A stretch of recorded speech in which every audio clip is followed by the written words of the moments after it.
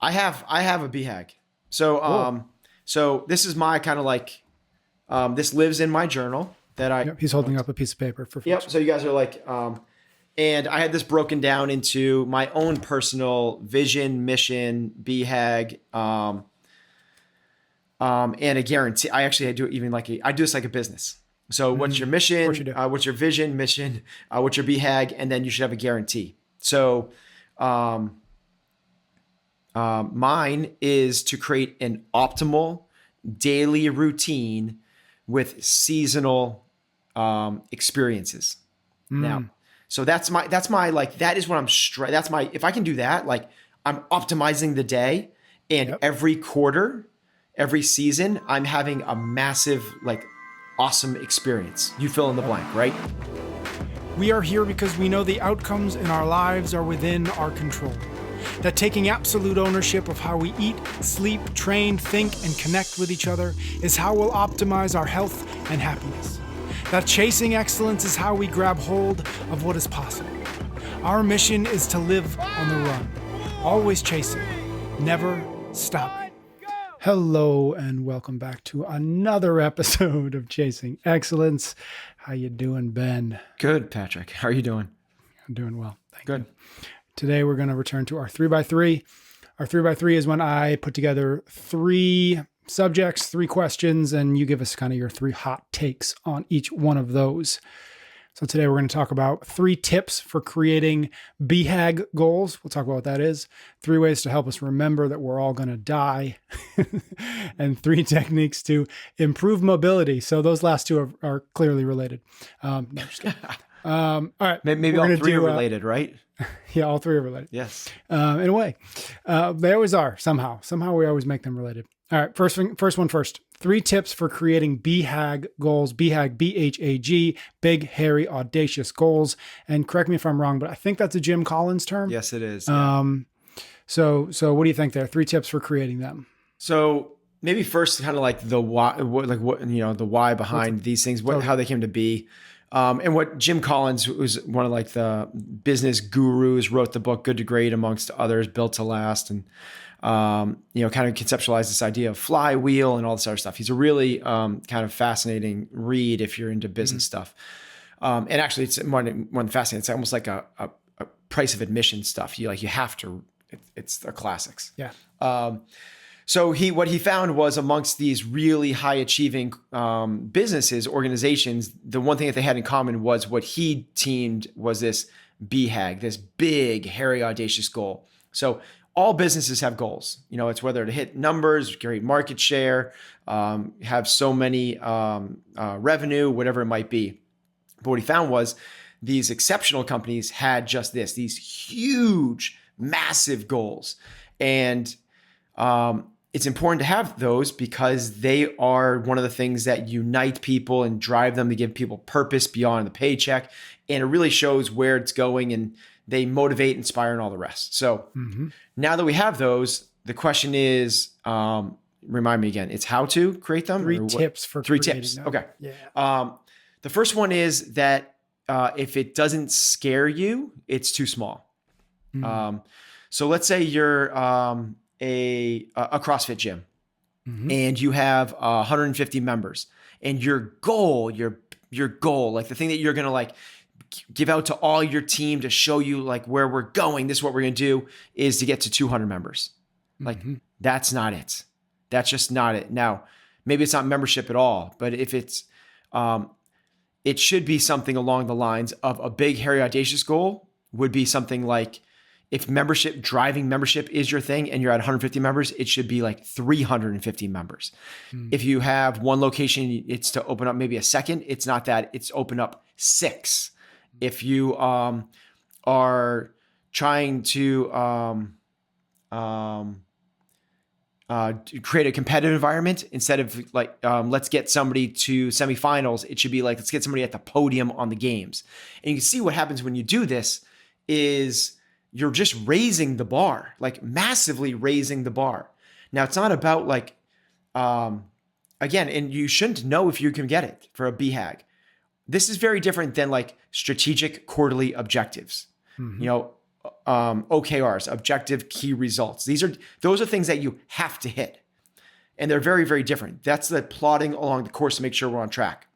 This is a different thing that serves different purposes. So we want to make it scary. Like it's got to be like big enough that you don't know if you can get it. The second one, though, I think it just what I think is interesting about that is the word audacious is in there, and I think it's just easy to skip over because we sort of say like BHAG, big, audacious, and we get stuck on big, right, and hairy, right, but audacious is in there, and audacious, the meaning of that is like when you say it to somebody, in the back of their mind, they should probably think, he's a little crazy. Yeah, there's no way he's going to do that. And like that's the indication that, okay, we're at least getting close. That could be one of the tips, right? Like it should, other people hear it and they should go like, huh? Like that? Right. Like what?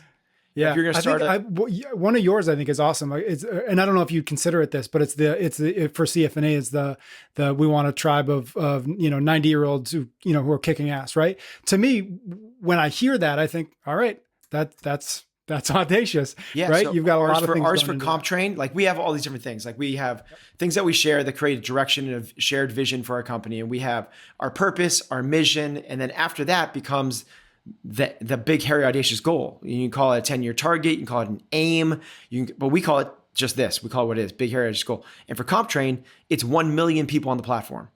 Yep.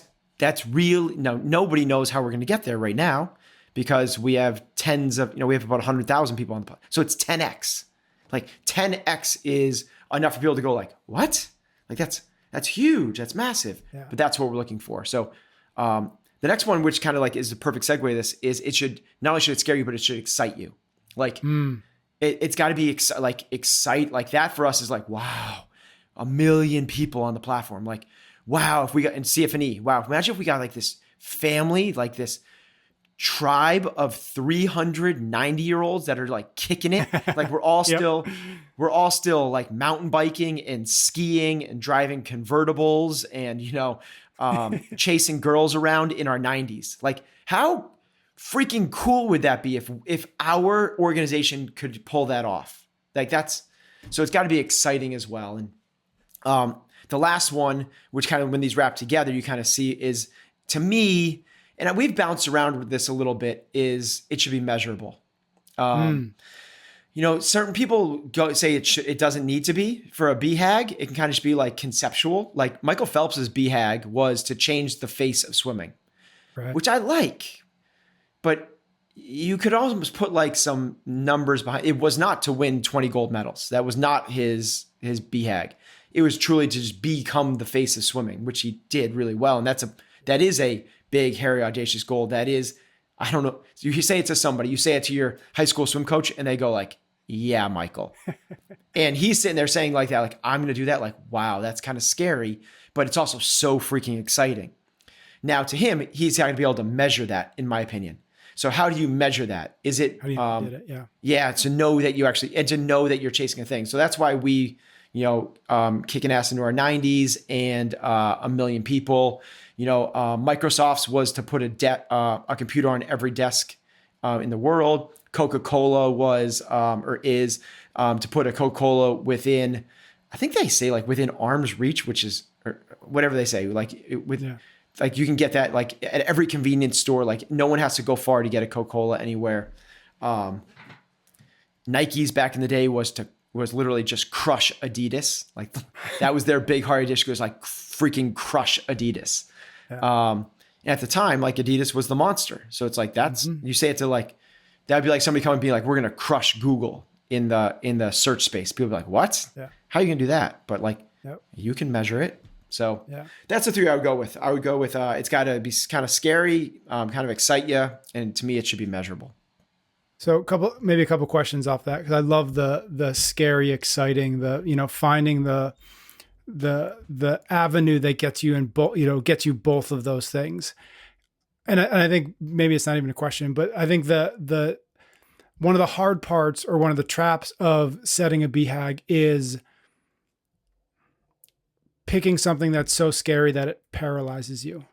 Right. It's so scary that it doesn't actually inspire movement towards it, but it actually in the back of your mind, you don't believe it in some ways. And so because you don't believe it, it doesn't do what it's supposed to do, which is supposed to pull you forward. Totally. So how do you find that right kind of channel so that it's both of those things? And it's not, I'm going to set up I'm going to create a BHAG, and then it's going to, like we've talked about a ton before with core values, right? I'm going to put it on the wall and it's not going to actually do anything. How do you make sure you got both those sides right? So it's the balancing act between, and it kind of comes into play when people use the acronym SMART goals, right? Specific, measurable, realistic, and time bound. So for us in the in CF&E, we're not going like create a family of humble, hungry, happy people who kick ass at 200. It's like yep. I would have no idea how to do that. Like I couldn't even like begin to wrap my head around that. And it would paralyze me because where the heck do I even start with that? Like I'm reading David Sinclair's Lifespan right now. I'm interested in this stuff, but I have no freaking clue on truly how to, I'm not even saying extend lifespan. That's not what it's like. I have an idea and I know how to take the necessary steps to move forward. And I'm excited to move forward tomorrow in pursuing this thing. If I make it too grandiose and it's just a family, like it's just us. I'm also not trying to say like, I'm going to change humanity and get humanity to kick ass into their 90s. No, I'm doing this with 300 people in Natick, Massachusetts into what is already readily available if we take care of ourselves, 90 years old. Like that can be done. I know I can do that. And I'm excited on Monday morning to start working and chipping away at that. Yeah. If there's some element of being in your control, even if you don't know how it's going to happen, but you can imagine at least that, okay, I can put the pieces in place. Yeah. The steps are like, I know right away what I'm doing today to make that happen. And if we go kick ass to 200, I literally have to start from scratch and go like, I honestly, does that have to do with telomeres? Does that have to do with like chromosomes? Does it have to do with like mating with a jellyfish? Like I have no idea how to get us to live to 200. Awesome. Hopefully it's not mating with jellyfish. The last question kind of on this idea is, where is the value in maybe in your experience or just generally how you think about it in BHAGs for personal life for an individual versus, I think we talked mostly about business brands, stuff like that, which I can wrap my head around a little bit more. Do you consider creating a BHAG for you personally that isn't related to one of the businesses valuable? Yeah. So I have a BHAG. So cool. So this is my kind of like, this lives in my journal that he's holding up a piece of paper for folks. Yep. So you guys are like, and I had this broken down into my own personal vision, mission, BHAG, and a guarantee. I do it even like I do this like a business. So what's your mission? What's your vision, mission? What's your BHAG? And then you should have a guarantee. So, mine is to create an optimal daily routine with seasonal experiences. Now, so that's my like, that is what if I can do that, like I'm optimizing the day and every quarter, every season, I'm having a massive, like awesome experience. You fill in the blank, right? Yep. Whether it's like writing a book or doing a rim to rim excursion of the Grand Canyon, or it's you fill in the blank. Anybody can fill in there, but that's what I'm a 4-day charity thing, go and do a silent retreat for a week. So once every quarter, have one of those awesome experiences, and every day being like optimized to the. I know there's gonna be trials and tribulations, and there's gonna be. I'm not gonna get to all my emails and all that stuff, but can I optimize the daily routine? And to me, that's a BHAG. That's like, that's to be able to do that as long as you can do it. I think that's the audacious part of it is it's the time. Well, the audacious part of it is like, I'm trying to create a perfect day over and over and over again with every 3 months, something amazing.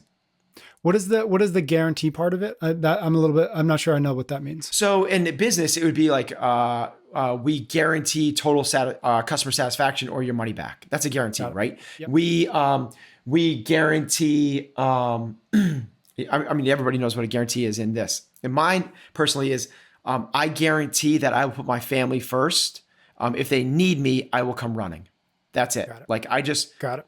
No matter what happens, like, So it's like the one non-negotiable. It's the one exactly. That's a good way of saying it. So no matter what I'm doing, if I'm in a meeting, if I'm in the middle of a project, if I'm coaching my athletes, if Heather calls up and goes, I got this thing going on, like, boom.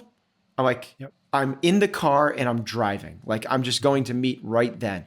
I'm having a hard time, like, figuring out how to do yesterday was Maya's 21st birthday. Our daughter, birthday, Maya. she's out at UMass. And Heather was like, I'd really like to, for people that are listening to this later on, we're still in COVID time right now. So it's like, we're not going to go out and like chill with her. We're not going to we can't do that. But she was like, I want to drive out and drop off. It's about 90 minutes away. She's at college. Drop off a birthday gift for her. She's like, in order for me to do this, it's got to be, she's like, I'm trying to figure out how to do this. I was like, I'll get the kids off to school. Like, I'll get them on the bus. I'll do the morning routine. So it's like that type of thing. Like, no matter if there's a thing that the family needs, like, other stuff drops. I didn't get to work out, like I didn't get to do my normal morning routine, but that's the guarantee. Love that. All right, cool. Our next topic: 3 ways to help us remember that we're going to die. A little memento mori, as they would say. Yeah. So Stoic philosophy has this saying, which you just said, memento mori, which is like, remember that you're mortal, remember that you're going to die. And, maybe you can help me out with this one. I don't know if I have 3 ways to remember this, but I have a couple ways. And I have 3, like, I have some 3 things that this like does. Like, this is 3 reasons I believe it's valid that we should remember we're going to die. Yep. Okay. Having said that, maybe you can tell me, maybe I'll answer those and maybe together we can piece together 3 other ways. I like to think of it in terms of, because what most people do is if you're 45 years old, like I am, and you're going to live to the average lifespan, let's call it 80. That means I'm going to live for 35 more years. Mm-hmm. That doesn't create the same urgency with my relationship. And I actually got this from Jesse Itzler. Jesse Itzler, for those that don't know him, he's a serial entrepreneur, super successful, started a jet company that sold to Warren Buffett, and has since gone on to create all these other things and adventure races. He's all into triathlons and intermittent fasting guy. He's a good listen. So our community would like to listen to him. And this is what he says. Instead of thinking about this way, the example he gives is, let's say you see your parents 2 or 3 times a year. Mm-hmm. And you are 40 years old and you live to 80. So that's 40 more years that you have to spend with your parents. Well, instead of thinking about it as 40 more years you get to spend with your parents, think of it as like, if you see them twice a year, you have 80 visits left. You have 80 contacts with them. That's it. So after the next one, now you're at 79. And how fast that goes. And it brings a lot more, and this is, before I get to like my whys behind this, so that's my first one, is instead of thinking about how many more years, think about how many more times. So I do this with summers.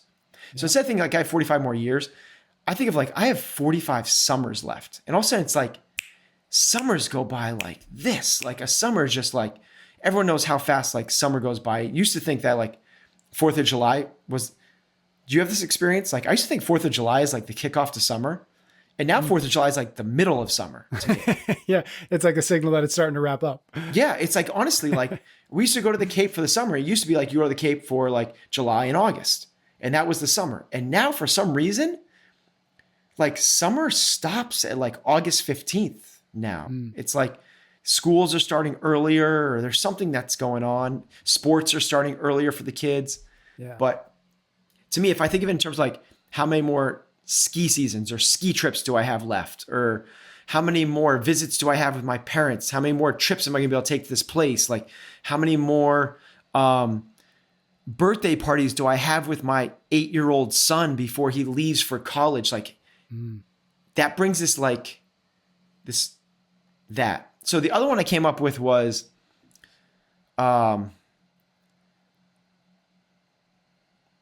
this idea of like funerals and, you know, going through the process of like, going to, pay respects, honor, and grieve, someone that you've lost. And what that can do, what the interesting thing about those is we see these as these really, traumatic events, which they are. But the interesting thing that we should all conceptualize is you're going to attend the funeral of every single person that you're close with, unless you die first. Like every member of your family, you're going to go to their funeral. Every person that's close to you, your friends, you're going to go to their funerals. And that just like, again, brings this level of, so let me talk about these other ones. It brings this level of urgency to like, this today matters. Like carpe diem, bro. Like today matters. This urgency instead of this passivity to like, let's do another Netflix episode. It's why you and I can't sit through these things. It brings a level of perspective to time is a gift that you have to take advantage of. You only have this one day, this one moment, this time. You don't know when it's going to wrap up. And then the third one is this level of like humility. Like you are but a speck. You are less than a centimeter in the infinite tape measure of life, like how long that is, right? And you're this tiny little blip on that. And all of a sudden, again, that brings a different level of perspective into things because like all these things that we think are dealing with that are like light, like these massive, super important things. Someone said something bad about you on social media, like, bro, like chill out. It might not be as big as we think it is. And I was talking about this with Katrin and Chandler the other day. And Katrin had a good analogy for this. So maybe this is another way. She's like, think of your lifespan as a spool of thread that you're pulling on. And every moment, every day, every month, every year that you pull it. And eventually at some point, the spool of thread, you've pulled all of it off and that's when you die. And her take was, the interesting thing about that is nobody knows how much thread you have. So this is again, like to remember you're going to die and you don't know when. It could be tomorrow. It could be a year. It could be, you know, with the lifespan thing that we're working on, it could be 150 years from now and nobody really knows. But curious what you have, Patrick, because I know you think about this a lot as well. And do you have other tools that to remember? Yeah, I think I've got, you know, maybe one tool certainly that I've done and that I've thought about. And actually somebody's asked us about it as well before and we've never tackled it, which is kind of writing your own obituary, right? Back to the funeral and thinking about that and really sitting down and actually writing like what do you, I think it's an interesting experience or an interesting exercise because you end up putting down what you want to have it say, right? You think about, well, what do I want somebody to remember me as? What do I want them to have said about what I did or who I was or where I went and all these things.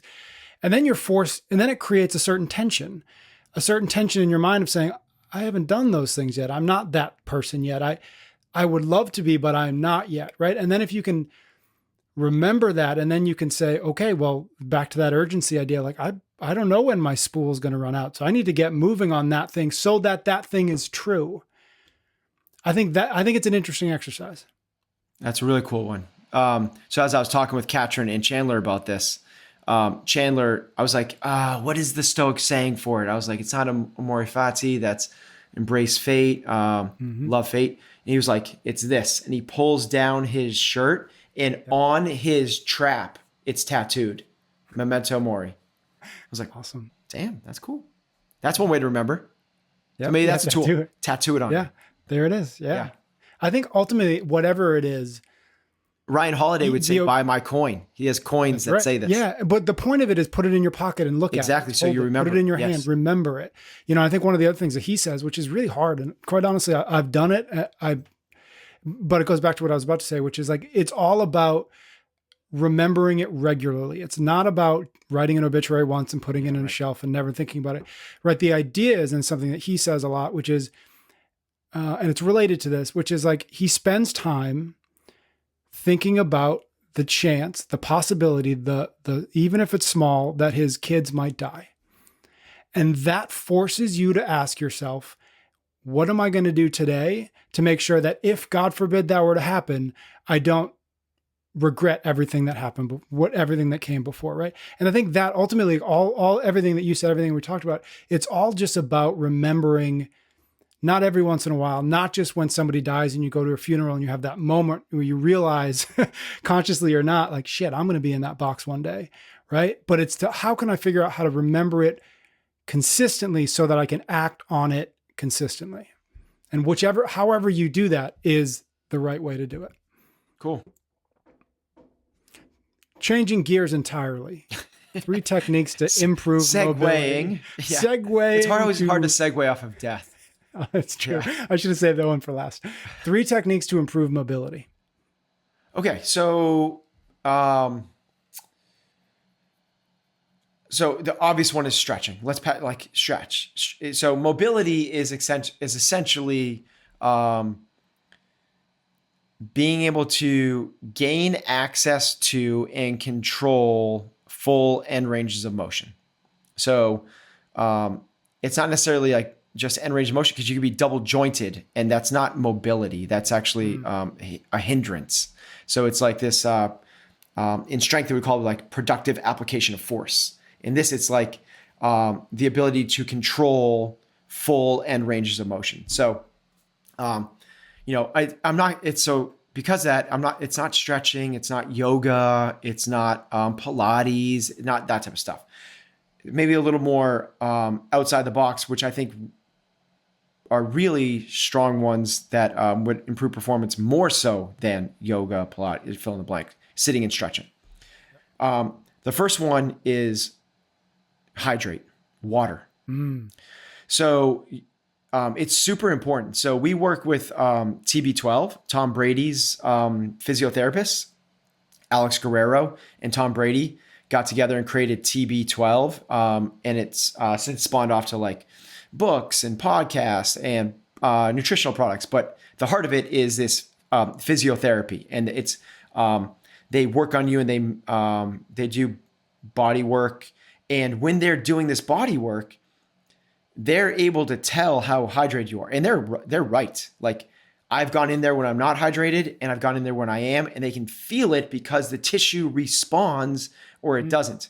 Kelly Starrett has an easy example of this, is just take your thumb and push it in on your shin bone. If you push it on your shin bone and the dent stays, you're not hydrated. If it recaptures its form quickly, you are. It's much better hydrated. And it's the ability for the tissue to do what it's supposed to do.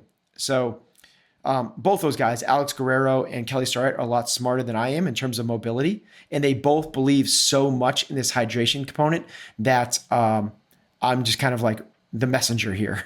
Yep. I also believe it as well. So the first one is hydration. Okay. Begs the question of how much. There's 2 ways to think about that. The first one is the hard number. And the hard number that is really common is half your body weight, if you measure your body weight in pounds, in ounces of water. Meaning a 150-pound person should have 75 ounces a day of water. Okay, that next one, if you don't like that, is you're not going to measure it, is the color of your urine, assuming that you're not taking any like B vitamins or other things that just turn it like bright neon, is it shouldn't be totally clear. That might be overly hydrated. But if you think of it in terms of like a spectrum of like 1 to 10, with 1 being totally clear and 10 being like Coca-Cola brown, it should be like a 2 or a 3, just off of clear, a very light color to it. And so yeah, the color EP. So the first one's hydrate, water. Love it. Next one is, speaking of TB12, is soft tissue work. So whether that is, if you have the access to someone like Guerrero, like Tom Brady gets worked on 2 or 3 times a day with professional body workers, that's awesome. That's amazing. Most of us don't have that. So for us, it becomes the cheap person's massage, which is a foam roller. Foam rolling increases ranges of motion. That it more so. So I did this practice. Remember, I was trying to do splits. That was my New Year's challenge last year. I was trying to do splits, and gosh, I was stretching upwards of 20 to 30 minutes a day. And when I started, and I was really hitting a dead end and not really doing myself any favors. And I started working with the TB12 guys, and they're like, you probably don't need to stretch as much as you are. Instead, why don't you try this foam rolling protocol? And they just like told me to, and like, boom, like in half the time, I also saw immediate, massive differences. And the reason for that is if you think about your muscles, like everyone has these bands that we work with in CrossFit gyms, right? You hang a band from a pull-up bar, you put your feet in and you do those. So think of those bands. Think about looping a really thick black band into a really thin, easy to stretch red band usually, or green band or whatever it might be. Now let's take those 2 bands and tie one end off to a post. Put the other one in your hand and stretch it really far. Take 10, 15 steps backwards. What you'll see is the red thin band stretches a ton. The black thick band doesn't stretch really at all. Mm-hmm. That's the equivalent of you stretching across tight and loose muscles.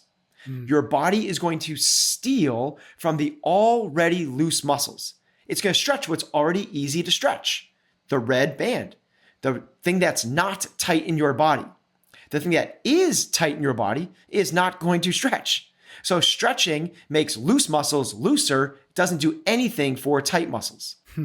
Whereas foam rolling is essentially grabbing that black band, pulling it to an end range, and then pushing your fist into it to stretch it.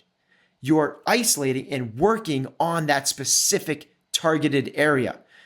AKA, just take your fist and put it in whatever's tight on you. Like whether it's your calves or it's your groin or it's your bicep, and just work on it and knead it out.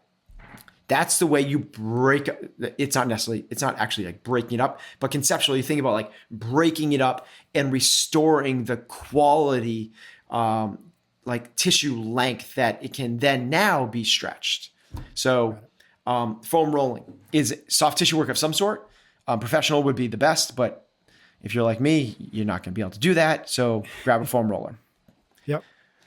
And the third one is probably the least intuitive of all of them, which is activate. So what I mean by activate is something like crossover symmetry.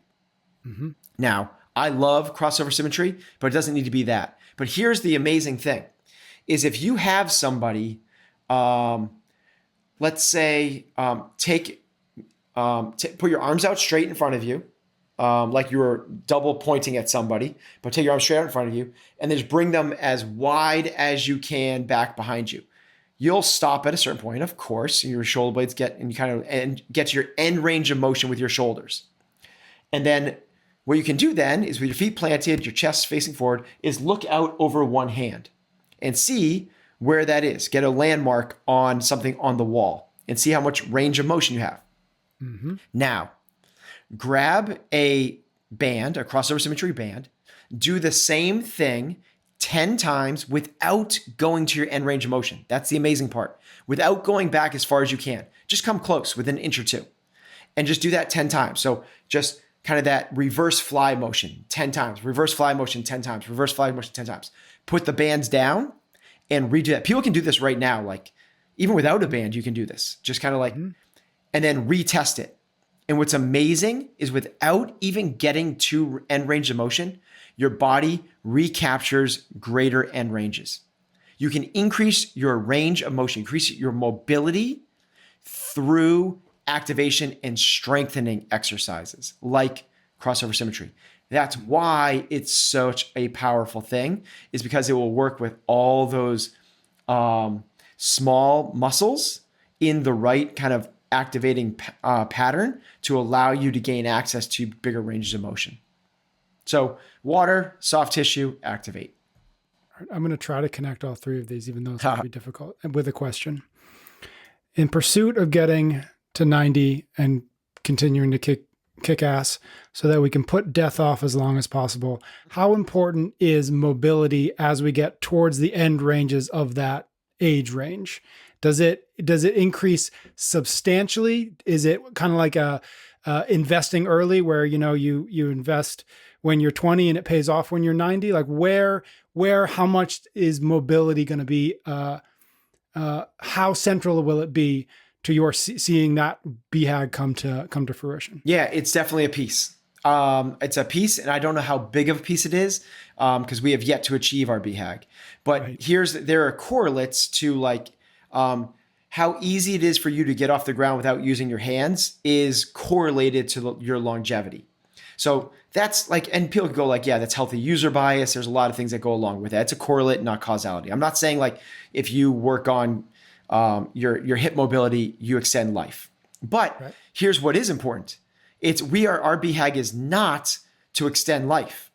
Ours is to be kicking ass while we're old. So part of that for us is to make sure that we have mobility so that we can, when we're traveling to Tahiti, to kick it with our significant and drink Mai Tais and ride jet skis when we're 95 years old. When we go on the plane, we can put our own luggage in the overhead compartment because we have full access to our shoulder. We're not like that. Picture that old person with the cane, the kyphosis, the rounded shoulders, the jutted forward head. We have good posture. We can tie our own shoes. We can step up onto 24-inch boxes because we want to be able to hike and be able to step onto big boulders. I've fallen and I can't get up. We can get up if we've fallen down. Mm-hmm. Mobility for us is one of those central tenets of the physicality that we're looking for as we chase this kicking ass into our 90s. Love it. All right, my friend. That was 3 tips for creating BHAG goals, 3 ways to help us remember that we're going to die, and 3 techniques to improve mobility.